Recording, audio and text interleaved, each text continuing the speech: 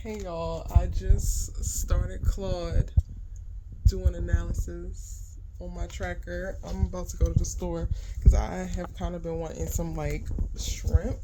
So I think I'm about to get a bunch of little appetizers because this is about to be like a working night. It's Thursday night and I'm going to still be reviewing. I've gotten a bunch of videos posted and edited and whatever. But I needed a break, so I actually did my hair, hence the bad two knots. It's crazy because a month ago I was like so obsessed and like really wanting to do these bantu knots. I do not know how I talked myself out of it and like how I ended up just simply not doing it, but I didn't. And then today I was like working.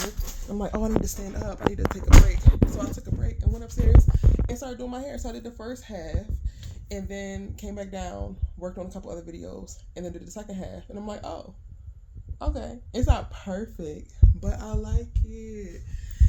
And it's so hot, so this is going to be so cool for me without all the hair. But anyway, I'm letting AI work, and I'm about to run to the stove and come back and read it. Sorry, y'all, that's my garage. So yeah, this is the AI's reading me for filth a second time video. Yeah. Okay, y'all, I'm back. I got my little this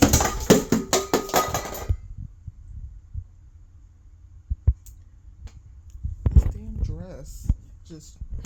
I shouldn't have had that stuff there to begin with. Anyway, I got my little shrimp in the air fryer now. And I'm about to sit at the computer and look at this damn analysis. We are going to go through it fully like I did in that first video. I really have no idea what it's about to say, but I was so caught off guard. Hold on. I was so caught off guard with the last one, so that is like really no surprise in the towel.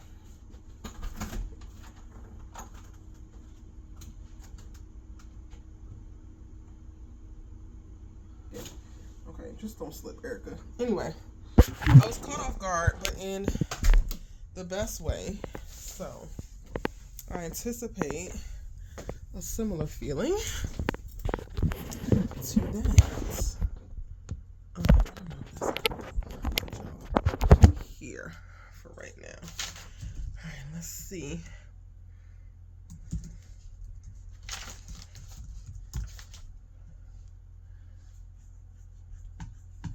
Okay, let's put it on the big screen.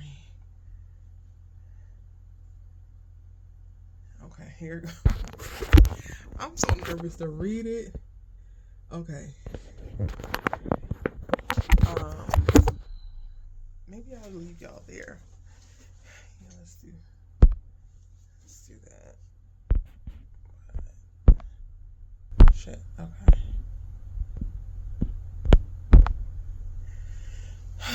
Okay.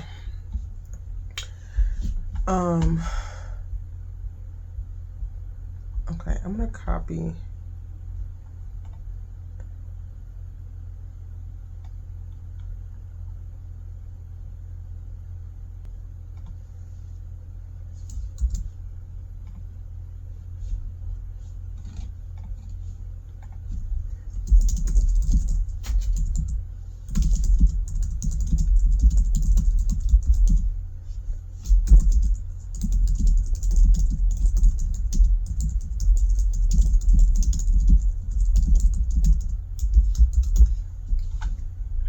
I do have like a little running backlog happening where I record voice notes and upload it in there, and that's not stuff I share with y'all because it's a little bit more private and it's stuff that is still a little more tender for me. So one thing,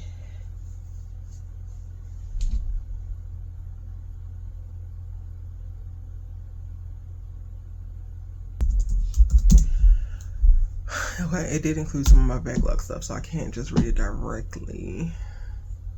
So I'm seeing if we can go around it for a safer version.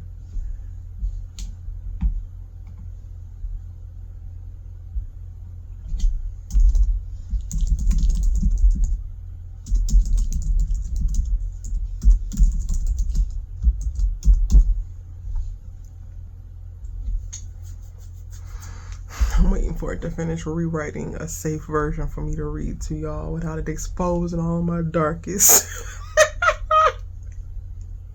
It's not really like crazy things that I'm keeping from y'all, but there are some things that are a little bit more close and tender that I don't actually want to publicize yet, because I'm still like really, really working through it and definitely not ready to publicly work through it.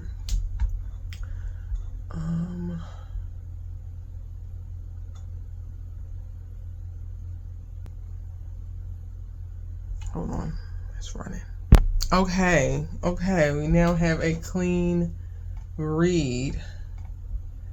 And most of it like that I have it remove is like people specific names and like stuff like that. That's the kind of stuff that I put in my like voice notes that I share with my tracker, but I don't share with y'all because none of my content is about exposing anybody else. Like, this is for me and like helping me navigate life and my career and like my ambitions and all of the other so that's a good portion of like what it is. Okay, let's go ahead and start. So for part 1, I had to do an analysis of day 24 through 46 because if you remember, the first analysis was on day 23, which only analyzed up to day 22. Okay, but then part 2, I have it analyzed all 46 days, and then provide additional context. So this is probably gonna be a little bit longer. All right, part 1, days 24 through 46. What actually changed? Food and nourishment. This one moved. This is the biggest behavioral shift in the second block, and it deserves to be said plainly. The day 23 analysis named meal skipping as the most consistent, most unaddressed pattern across 22 days. By day 26, you were in bed by 8:30 p.m. after eating on the drive home, snacks packed, spaghetti ready to heat, and you edited 3 full BTG videos in 2 hours. Day 27, you were coaching a family member to eat while clocking that you fought your own smoothie 3 hours earlier, and the mirror hit you in real time on camera. That moment is one of the most self-aware things in the entire series.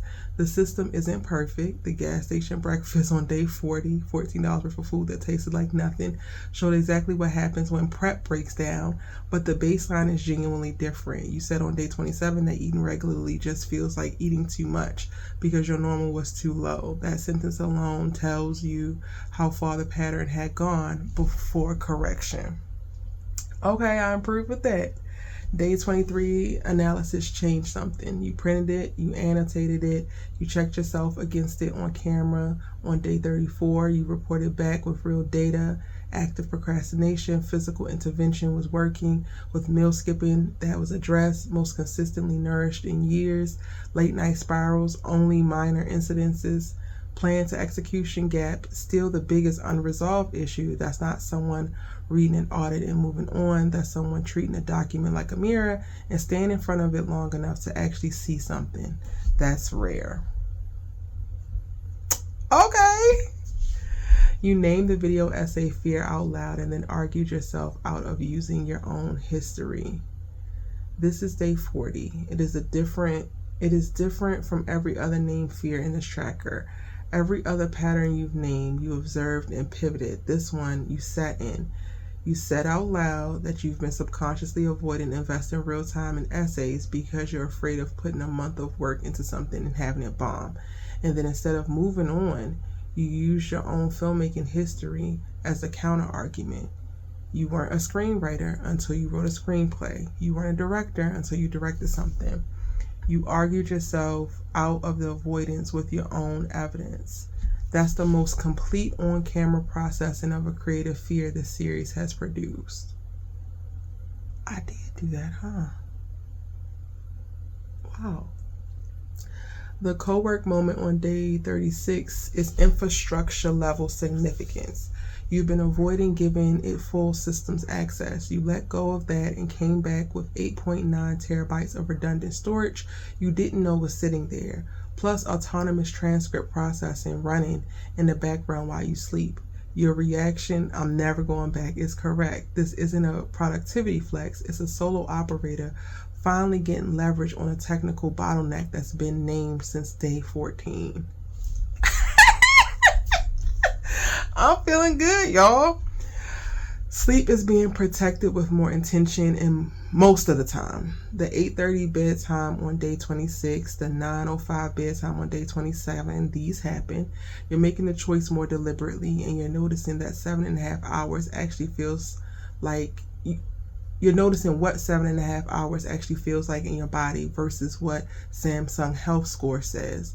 The split between felt experience and measured data is genuinely useful thing to track, and you're tracking it. Okay. Your content analysis is leveling up in real time. You're only partially aware of it. The Geneva Catch-22 breakdown on day 41, the Tyler Perry worldview as structural ceiling argument, the Nemesis character work on day 46 using the one sheet. You've been reaching for something more organized and cohesive without fully recognizing that the work you're already producing is the thing you're reaching towards. The day 46 flow state moment is your clearest proof of concept yet. The prep doesn't make you stiff, it makes you fluid. You found an on-ramp and you just need to use it every single time.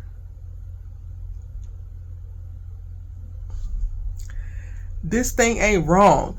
It ain't wrong. All right, the section now is what did not change, and that's in, again, from days 24 to 46. The list review shock new system cycle. What the hell does that mean? This was named explicitly in day 41, and I want to use the tracker's own language. You see the undone list, felt the joke, create a new organizational tool. This time is index cards. You recommit and move on. That's the same pattern from day 2 in a different container. The index cards on day 41 are the whiteboard from earlier in the series dressed differently. The one sheet on day 46 is a genuine workflow tool, but the organizational response is seeing the undone list and still happening before the doing. That thing is right. That thing is right. The index card is just a damn whiteboard. And the shit still ain't getting done. But my one sheet might be the thing to save the day. All right. Next thing, the digital products pipeline has been sitting on the runway since day 1. It has. I need my lashings for this one because it has. The full timeline in one place. Digital products named as priority on day 1, named again on days 17, 19, 23, and 28. Office hours officially launched on day 28. On day 34, it clarifies that office hours have not been promoted and is effectively invisible to the audience that would book it. The ebook draft exists, not finalized. The workshop targeting May 29th or 30th. Content creator prompts package exists, needs locating. Patreon end of the month deadline mentioned across days 40, 41, 42, and 46, still in planning. The book club name on day 1 is still an open loop at day 46. That is 46 days of runway with nothing taken off.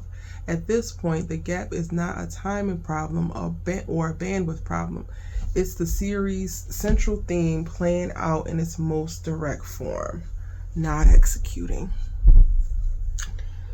That's true, but the book club should not be in there because the book club isn't a paid thing. So I need to clarify that. The next thing that hasn't changed. The queue keeps growing faster than the output. That is so true. 14 videos in the queue on day 41, 1 done by the end of day 46. The queue is at 13. You plan 14 videos over the weekend, the math keeps not working, and the planning keeps not accounting for how long this work actually takes. You named it on day 42. I can't fly through 10 videos in a day, which is the most honest thing you said about your production capacity since the series began. The volume problem isn't a motivation problem. It's a planning honesty problem that keeps recycling. That's true. And I feel like I've gotten to the point now where I'm like, okay, girl, we are giving stuff time and space to breathe and taking as long as it takes to make the videos. I gotta stop. allowing myself to subscribe to the like, I gotta get it out now, I gotta have it immediately thing, because I'm like in low-key competition with other content creators, but I don't want to do what they're doing. Like, so for the people who are getting the video out immediately, cool, but like I want to be in a different era where my stuff gets views no matter when it's watched or when it's released. So that's true. Self-promotion, the next one is self-promotion is still not happening. It's not happening behaviorally. Self-promotion is still not happening behaviorally. It ain't. Fuck. Okay. The Ricky film situation on day 35 is the clearest and sharpest external evidence of what that costs. You gave up a full workday to edit content for that film. They took your footage, reposted it without tagging or crediting you, and you were not surprised. You said on camera that you know you're the worst at putting yourself out there and asking for things. Then the video ended. You named it, you pivoted. You've done this with self-promotion across at least 6 videos now. Meanwhile, office hours exist with no promo. The ebook draft exists with no distribution. These are not coincidences. They are the same pattern. And is. 75 hard parameters were never posted formally, named on as an open loop from day one, still never closed. Oh, I stopped and quit day 75 hard. So I think I never made it clear. So I need to make it clear in my tracker. 75 hard is done. I will revisit it again at some point later on this year, but no. What's newly opened for days 24 through 46?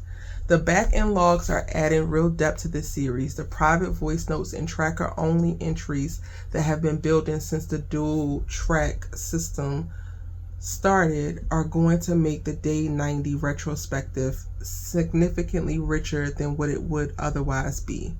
There are threads in those logs that haven't surfaced publicly yet, and some of them are the most honest material in the whole project. The material deserves to make it to day 90. Okay, I'm gonna keep doing the voice notes. The something I've been holding back for a week and a half is still in the vault as of day 45. She picked up calling in the one on camera and named that there's something on the forefront of her mind that she's not ready to talk about yet. That video, when it comes, is going to be one of the strongest in the series. The longer it sits, the more weight it carries when it lands. That's true. That is true. I did mention that, and I have been holding back because that just makes it a whole, like, that just becomes a whole other thing. But I'm working up the goal to really have that conversation. So stay tuned, y'all. Coley keeps surfacing in fragments, and the conversation isn't finished. Day 33, passing his favorite part, the water bowl that hasn't moved. Day 40, the park moment was the most extended Coley reference yet. Going twice a day was automatic when he was alive. That programming is gone. She's rebuilding it consciously for herself now. The tracker has flagged this across multiple entry as deserving its own video. It still hasn't gotten one, and that gap is meaningful. Yeah, I've been wanting to make a video about Coley. But I also don't want to be sad. So that is so accurate. I'm gonna move on. The hustle culture deprogramming is becoming a genuine philosophy. The day 40 park moment, barefoot in the grass, $11 Trader Joe's lunch, watching light through trees, 45 minutes before her next obligation that she almost didn't take, is one of the most significant moments in the series. End quote. Hustle culture pushes speed while also replacing us with tech and pricing us out of stability. The things that get sacrificed first, sleep, joy, slowness, time in the grass, are the exact things that actually sustain us. That's not a quote from the podcast. That's you at a park working it out in real time. That's the video essay. That's the one. That is something deeper that I can dive into, because I really do feel like that. I think I'm really trying to find my like soft place to land in that knowing, and like unsubscribing truly from hustle culture, and like go, and like not allowing myself to be rushed, but still able to sustain and like maintain my life. That's so true. Okay. Part 2. The full challenge, days 1 through 46. The definitive wins. You haven't missed a day. Through grief residue, family tension, financial pressure, sleep deprivation, equipment failures, a premiere project file too large to function, a family member's health situation, an uncredited film clip, a lost wallet, 3 weeks without a grocery run, emotional spirals, and 4-hour nights, you have posted every single day. That is the commitment the challenge was built on, and it's holding. Period. Yeah, I'm doing it. The baseline shift is real and documented. On day 1, you said, I'm exhausted but inspired, and name the goal, turn inspiration into motivation. On day 34, 5 weeks in, you said on camera that you now wake up ready instead of dreading the day, and you had receipts. Morning routine, running before the camera rolls, inversions as an actual anchor, food as a consistent system, sleep being protected. The shift from inspired but not moving to moving before the camera even comes on is a whole point of this challenge, and it happened. Your self-awareness vocabulary has gotten more precise and more useful across 46 days. In week 1, you named active procrastination. By day 41, you're naming the specific mechanism, the list, review, shock, new system cycle, and calling it out as active procrastination in a new container. That's not just a naming pattern, it's developing a taxonomy for it. There's a difference, and you're on the right side of it. The content analysis skills are not where they were on day 1. The William versus Javon breakdown, the Geneva Catch-22 framework, the Tyler Perry worldview as a structural ceiling, the Nemesis character work on day 46. You've been reaching for something more cohesive and more like the film criticism you trained in. The tracker shows it arriving video by video, even when you can't see it from inside the work. I could see that. I've been wanting my work to elevate. I wanted my content on my main channel to elevate, and I wanted to streamline my voice and certain things, and I am noticing shuttle shifts, and it's taking stuff like this and looking back over time to see, wait, Erica, it's happening. It's not going to all happen at once, but it's happening. Now, next section is the persistent concerns, the full picture. The plan and execution gap is the series' central theme, and it hasn't closed. 46 days in, every major initiative named on day 1 is still either on the runway or in early motion. The book club, the digital products, the office hours promo, the ebook, the workshop, the Patreon, these aren't new ideas. They're day 1 ideas. Some of them have been developed, built, partially completed. None of them have landed. At the halfway point, the question is no longer whether you can see the pattern. You can. The question is whether the back 44 days produce a different result or more detailed record of the same one. There is a version of the challenge where you get to day 90, having documented yourself beautifully, having grown your self-awareness significantly, having improved your food and sleep habits, and having launched none of the things you said you were going to launch. That version still leaves you at day 90 with the gap intact. The financial goals you named on day 1 require product launches. That needs to happen in the next 44 days. Period. No negotiations. It's true.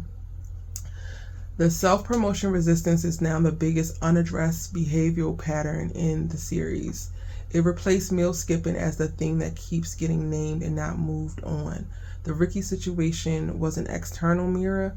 Office hours being invisible is an internal one. You have the ebook draft, you have a workshop date, you have a Patreon structure, you have office hours built. None of these are ideas anymore. They're finished or near finished products sitting behind a self-promotion block. The belief that good work will be found is being confronted by evidence across multiple videos and multiple fronts. At some point, the belief has to update or the work keeps sitting there. Yeah. They don't just find you because you're great. They find you because you talk about yourself and all the great things that you do. That is what most of the people who are winning right now are experiencing. Sleep is a variable that keeps breaking the system. The 8:30 p.m. bedtimes were real. The 3 hours on day 41 was real. The 4.5 hours a night for over a week headed into day 40 was real. Your sleep protection is conditional. It holds when the schedule is regular, breaks under production crunch or content backlog pressures. The food system is holding more consistently than the sleep system right now. Sleep is still being negotiated daily rather than protected structurally. I would say that's true. I am getting to sleep, but the fact that I'm not getting 8 hours of sleep, like I can guarantee a solid 5 for sure. But I'm not guaranteeing like 7 and 8 every single night. So yeah, there's still ways to go when it comes to sleep, for sure. The hard drive situation is still a background emergency. The Cowork audit on day 36 found 8.9 terabytes of redundant storage. That was a significant find, but the Premiere project file is still too large. Storage is still being managed manually, and the infrastructure problem hasn't been fully resolved. It's quieter now, but it hasn't gone away. That's true, because I haven't even gone through that whole list. Like, I've started, like y'all can see, I've started going through and like deleting. The red is what I deleted, the green is what I kept, but there's still so much more. Like, it's pages and pages of it. So I haven't locked that in. That's true. The thread running through everything. Okay. The day 41 backlog contained a sentence that I think is the emotional thesis of this entire challenge, even though it was never meant to be public. End quote. Her friends cherish her, but the people who are supposed to be the origin point for being seen and valued haven't been able to hold that for her. That is something I talked about in there. That sentence explains a lot of what's in this tracker. Self-promotion resistance. Why would you advocate loudly for yourself if the pattern at the root is that asking for recognition doesn't get you recognized? The capable one tags. Doing excellent work quietly and hoping someone notices. The pivot from emotional naming to productivity. Getting on with it because sitting in the feeling of not being held is harder than building something. The challenge itself, creating an audience who will watch, which is a form of being seen on your own terms in a container you control. None of this is analysis to assign you a diagnosis. It's just a pattern that appears across 46 days of documentation, and it's pointing at something that is both a personal thread and a professional one. The self-promotion behavior is downstream of something bigger. You're circling it. By day 90, you'll either have named it fully or you have come right up to it and turned away. The choosing not to temper your responses move on day 42 suggests you're leaning towards naming it. I hope you do. That's interesting. I never really thought about the connection there, and I ain't going into it right now, so maybe that'll be something that comes up later. What day 90 needs to answer. The series arc has been building toward a retrospect. For it to be the document that deserves to be, a few things need to happen in the next 44 days. One or more of the products needs to actually launch, not be announced, not be outlined, actually land in the world with promo, a link, and real people knowing it exists. The series will have different quality if you get to day 90 having launched something versus having documented 90 days of almost launching. The thing you've been holding back for a week and a half needs to be said, not because the audience deserves it, because you do. It's sitting there. A Coley video, a full one, not a fragment, not a passing reference. This loss is woven through every section of this tracker in ways that are honest and quiet and haven't been finished. The water bowl that hasn't moved, the park that was automatic twice a day outing is now being rebuilt consciously for yourself. That deserves a full conversation, and you have 44 days to have it. The video essay needs a published date, not an outline stage. The first draft exists. The fear has been named and argued against using your own history. There's no more useful information to gather before hitting record. A published date is the only thing that's missing. Okay, last sec. Oh wait, I read the wrong one. I didn't read the one that was safe for camera. Anyway, whatever. That's how I got to the part about the backlog. Anyway, the last section is the bottom line. The challenge is working. It's working differently than you expected, probably. Less about 75 hard parameters and the content volume targets. More about what's happening when you stop performing for 46 consecutive days and just show up. What comes out is richer than what you planned, which is usually how it goes when you stop over-engineering it. The patterns that were always there are visible now in a way that they weren't before you started documenting. That's the point of the mirror. The question for the back half is whether the mirror changes anything or just reflects the same image more clearly.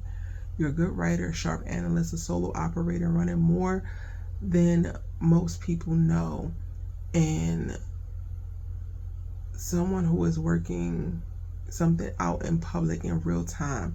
The audience that finds this will stay. Make sure the next 44 days gives them and you something to stay for. Okay, that wasn't as bad as I was like thinking it was gonna be.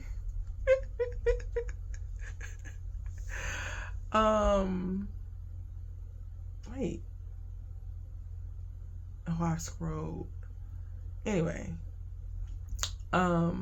so much truth in this yet again, and still, like, I feel like I'm just reiterating things that I've said before, but like, I'm so grateful not only to have started this challenge, but then to be going about it in the way that I'm going about it, because this has been a mirror, a profound mirror for me to really see myself, and I truly treasure that, because I am a person who values like self-awareness and reflection, and like I audit myself and my decision and things that I'm thinking about.